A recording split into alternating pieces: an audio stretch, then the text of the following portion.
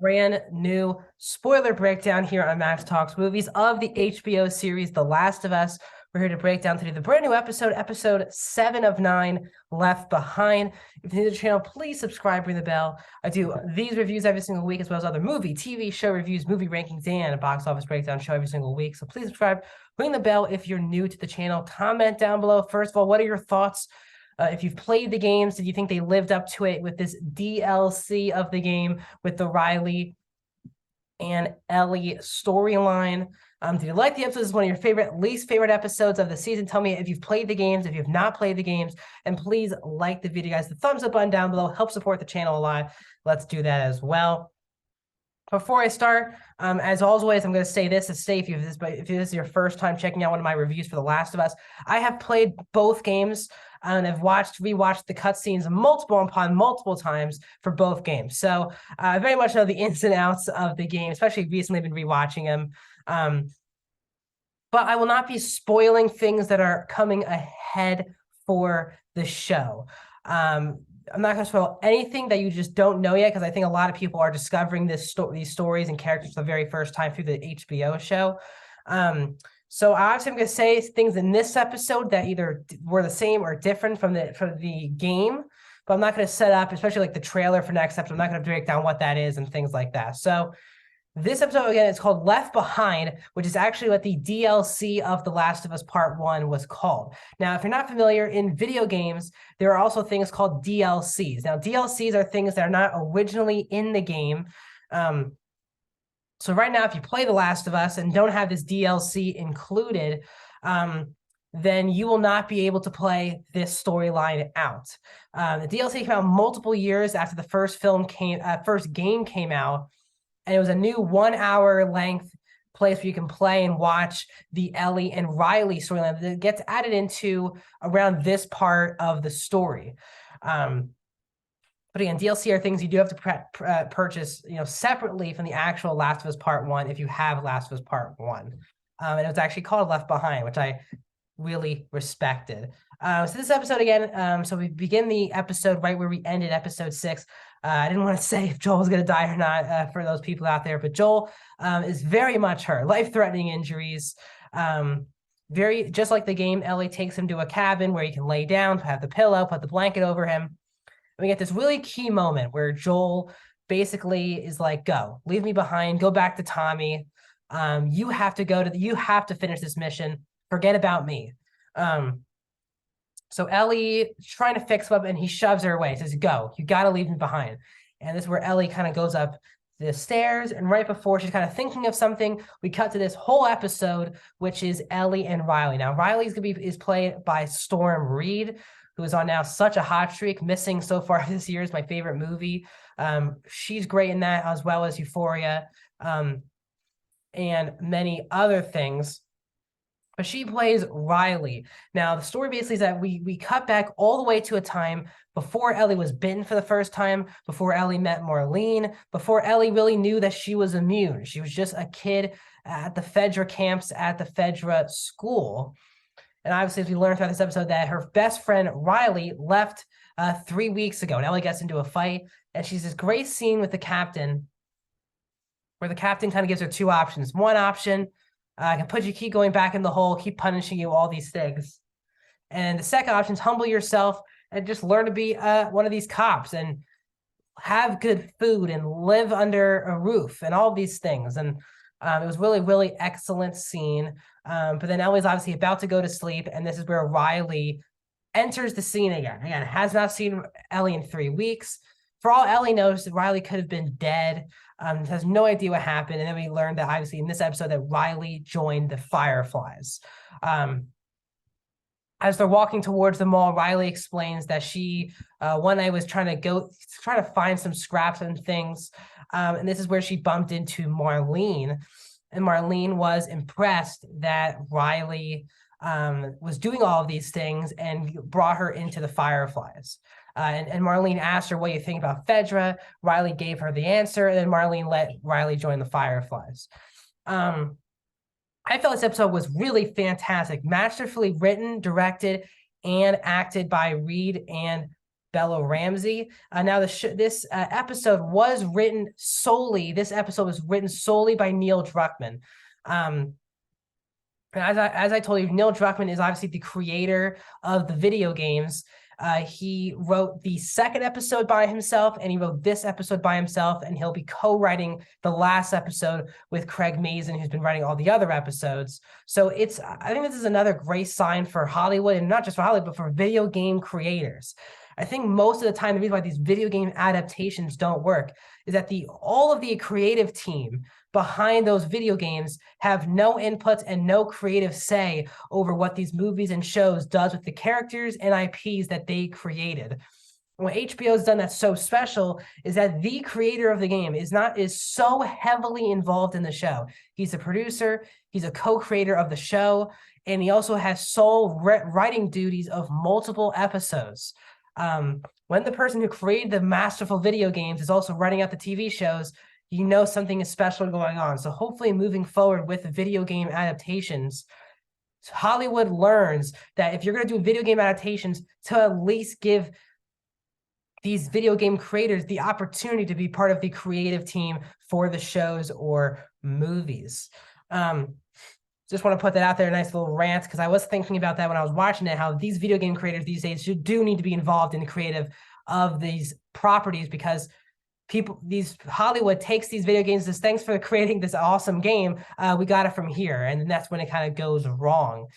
So I think the special of the show is that Neil Druckmann's so heavily involved, which is making this show work so well. So we learned that they walk back and forth, they drink this beer, but the whole thing is that what we don't know at the time is that this is Riley's last night in Boston before she moves to Atlanta.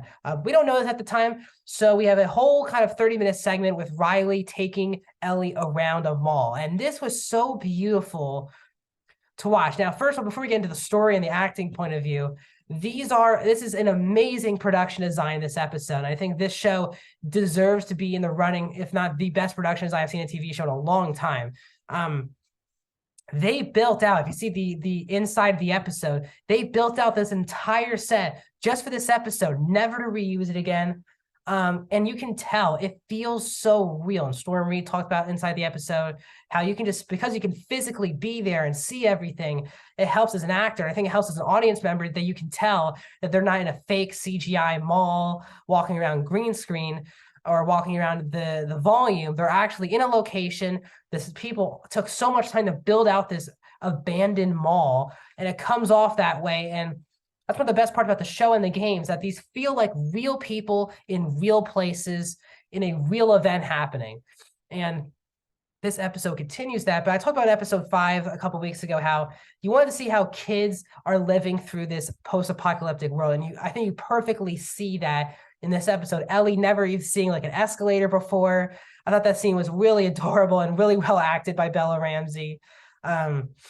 You get the merry-go-round scene, and obviously throughout the episode, you can tell that they both like each other more than friends. Ellie's obviously they try to show a lot more of Ellie's perspective on that relationship. But even when we get to the phone booth, which is the third wonder, Riley says, Riley kind of holds on to Ellie for a long time.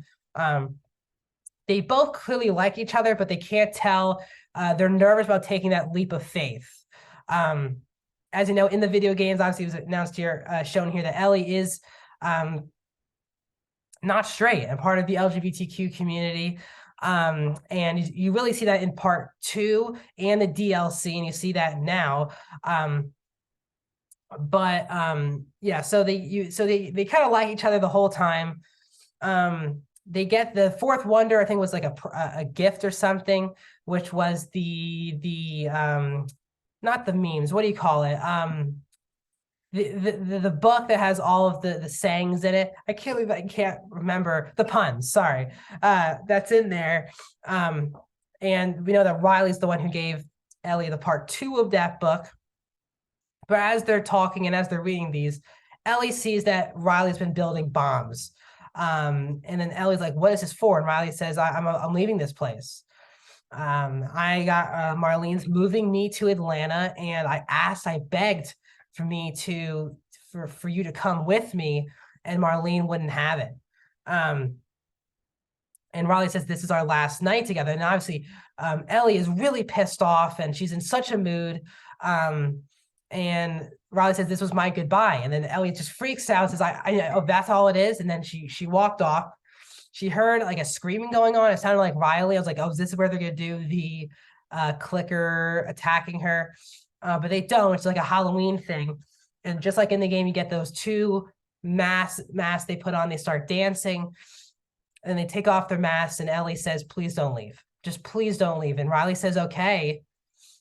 And then Ellie obviously goes for the kiss. And Ellie says, I'm sorry. And Riley's like, for what? And they clearly both like each other. It's kind of a beautiful love story that happens this episode. But as everything in The Last of Us, if it's too good for a long time, then something needs to happen. And it happens as a clicker who, Riley says, there's no clickers in here. There's no infected. An infected person comes in. While Riley and Ellie both kill them, they both get bitten. And obviously with the hindsight, we know that Ellie is immune, but at this point they don't. And this is the lesson of the episode that Ellie takes with her with Joel, is that, Riley, they sit there, Ellie's frantic. It was such my favorite acting from Bella Ramsey in this entire show. She sees that she was bitten and she freaks out because if you think you get bitten, the world's over. You're going to turn into something or you have to kill yourself. And it's just the child innocenceness of that moment for me really worked. And Bella Ramsey did such an authentic job with that expression, especially when Riley gets bitten as well. So what happens then that they're sitting down after, Ellie kind of explodes. And Riley's like, well, we got two options. Well, three options. She doesn't say option three, but just the first option is, painless. She holds the gun and says, you're going to shoot yourself. And she stops herself and says, there's no option one. There's option two, which is really we enjoy each other's time. We stick with each other until the end. And we really savor, if it's 2 hours, if it's 2 days, whatever it is, we savor every moment we have together. And I really thought that was emotionally satisfying.